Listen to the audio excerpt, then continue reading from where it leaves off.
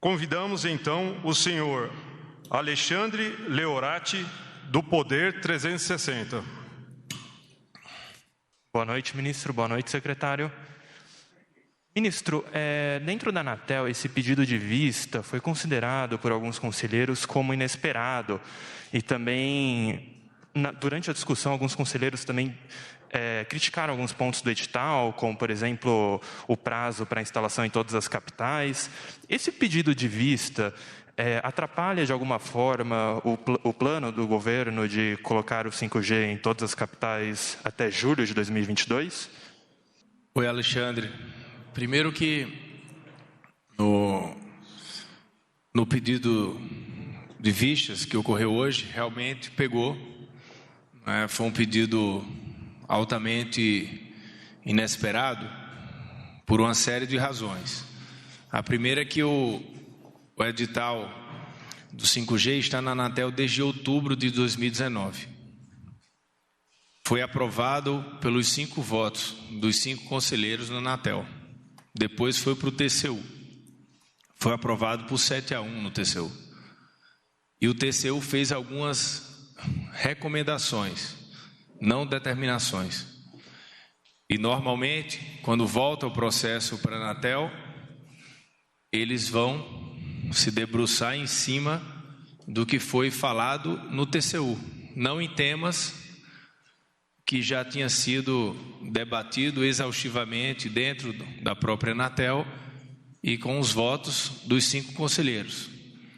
Então, nós, desde quando o TCU votou e retornou o processo para a Anatel, nós nos colocamos à disposição, o Ministério das Comunicações, o secretário Arthur e eu, para conversar com qualquer conselheiro ou com qualquer equipe técnica, para que a gente pudesse tirar qualquer dúvida e pudesse responder qualquer questionamento.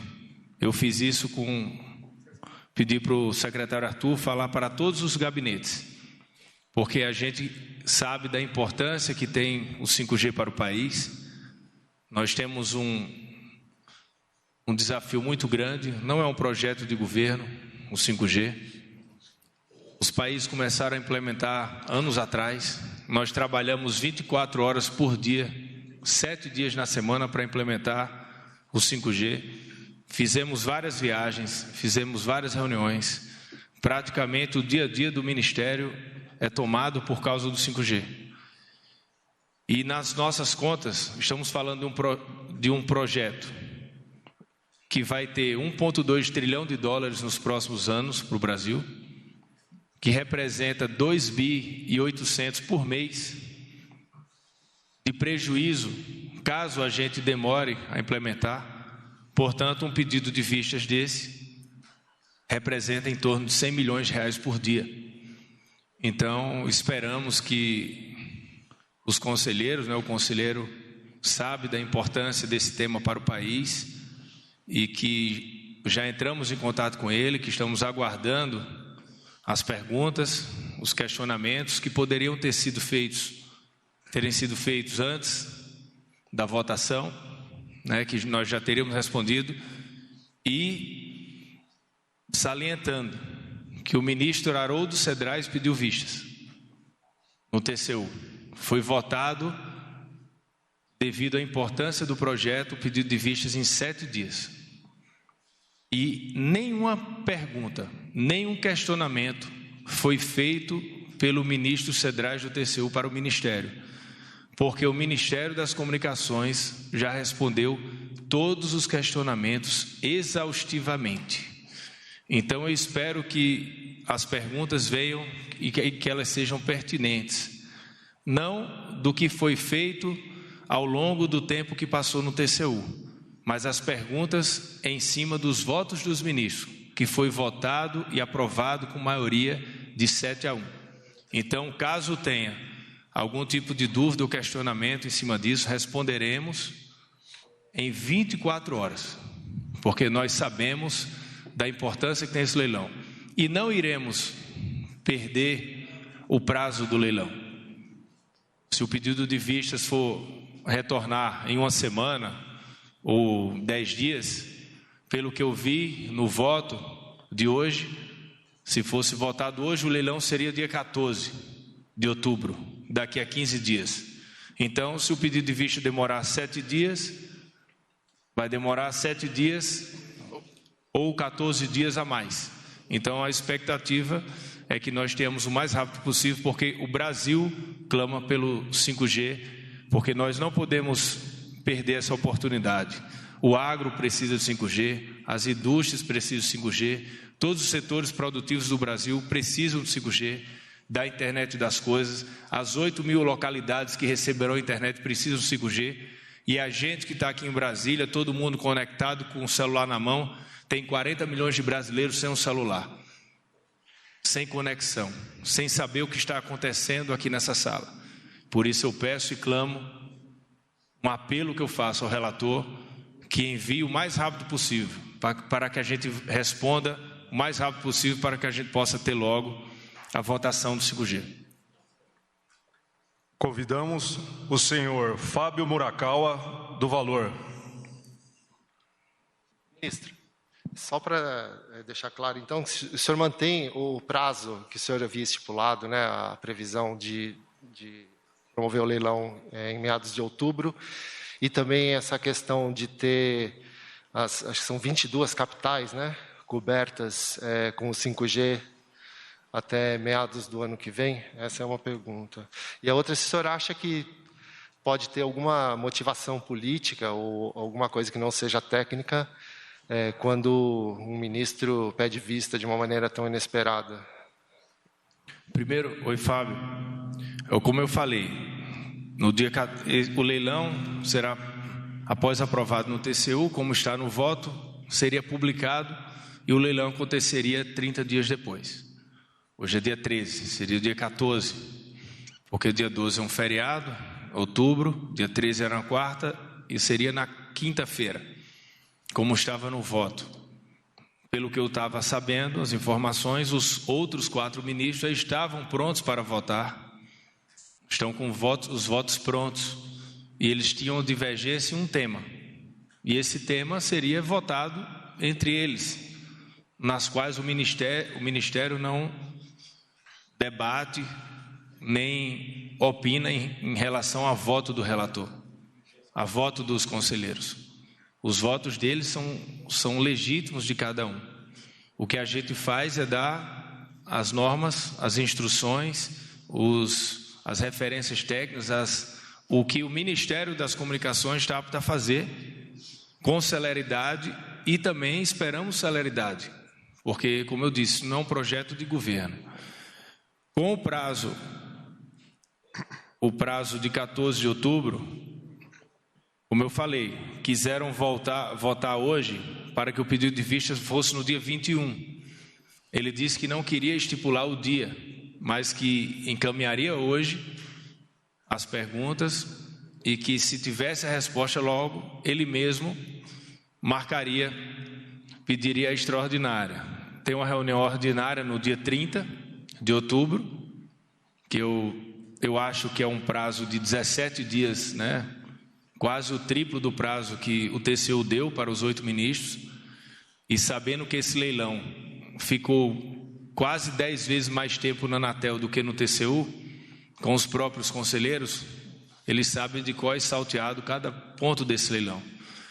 E quanto em relação às obrigações, elas serão mantidas, até porque todas as operadoras e as empresas estão prontas para, no day after do leilão, já começarem a implementação no país.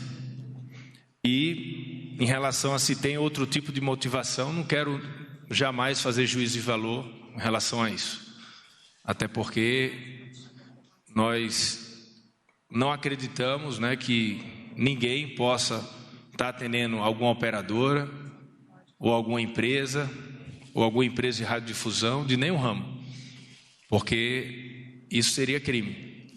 E aqui nós estamos atendendo o interesse do país. E eu tenho total confiança em todos os conselheiros, e eu tenho certeza que são dúvidas técnicas que nós rapidamente conseguiríamos responder para que a gente tenha um leilão.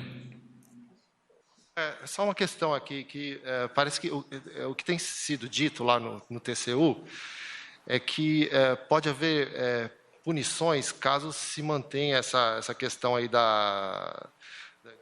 colocar a rede privada, né, e o programa de conexão da Amazônia como contrapartida.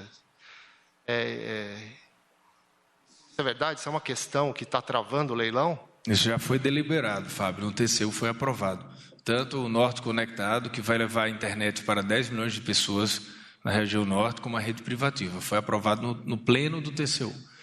O que houve foi alguns integrantes da área técnica que tiveram posições divergentes que foram vencidos pelos votos dos ministros.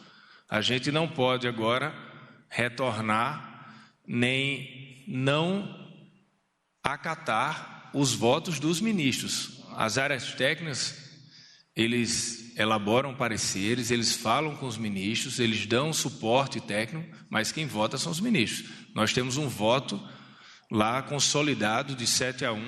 Como eu falei, eu não irei responder nada, absolutamente nada, de que não tenha já sido votado na Anatel e sido votado no TCU. Todos os pontos que já foram vencidos pelos ministros do TCU, o Ministério das Comunicações considera 100% vencido e nós não iremos debater mais nenhum ponto que já foi debatido no TCU. Deixando claro, portanto, Norte Conectado e rede privativa, não cabe mais nenhum tipo de questionamento em relação a isso. Convidamos a senhora Luana Brasil, do portal O Tempo. Boa tarde, ministro. Boa noite, ministro. Eu gostaria só de reforçar e que o senhor explicasse um pouco melhor também qual foi exatamente o ponto que motivou o pedido de vistas do conselheiro Moisés Moreira. Não tenho como responder. Só ele pode responder. Convidamos o senhor... Até porque, Luana, como eu disse, eu me coloquei à disposição, o Ministério, ao conselheiro antes, para que enviasse qualquer tipo de questionamento, pergunta, já para que a gente pudesse evitar, né, ganhar tempo, que o Brasil pudesse ganhar tempo para ter logo as conexões que precisamos de 5G, a internet que nós iremos levar com as obrigações. O leilão não é arrecadatório, onde quase 40 bilhões de reais serão investidos no país em telecomunicações. Então, tudo isso a gente se antecipou. Então, eu não terei na minha conta nenhum dia de atraso por causa da implementação do 5G. Isso não terei. Convidamos o senhor Eric Mota, da Band. Boa noite, ministro. Boa noite, secretário. Referente ao valor que o senhor falou que o Brasil tem de prejuízo a cada dia que deixa de implementar o 5G. O senhor falou em 100 milhões. O senhor conseguiria detalhar um pouco para a gente como que se dá esse prejuízo, como que se chegou nesse valor total? Obrigado. Esse valor já foi divulgado, né, pela imprensa. É um valor que decorre de estudos realizados por pesquisadores da Universidade de Colômbia para vários países latino-americanos do impacto econômico do 5G.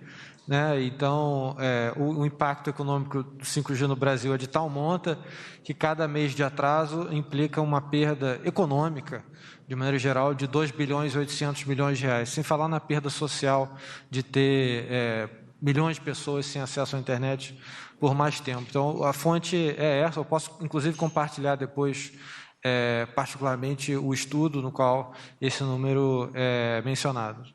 E sem falar em todos os investimentos indiretos que o 5G traz, né? E sem falar que o país que sai na frente com a tecnologia, ele tem um ganho muito maior em relação aos outros competidores. Então tem muito mais coisa envolvida com esse atraso do que propriamente apenas esse prejuízo, né? Deixar de ter essa receita.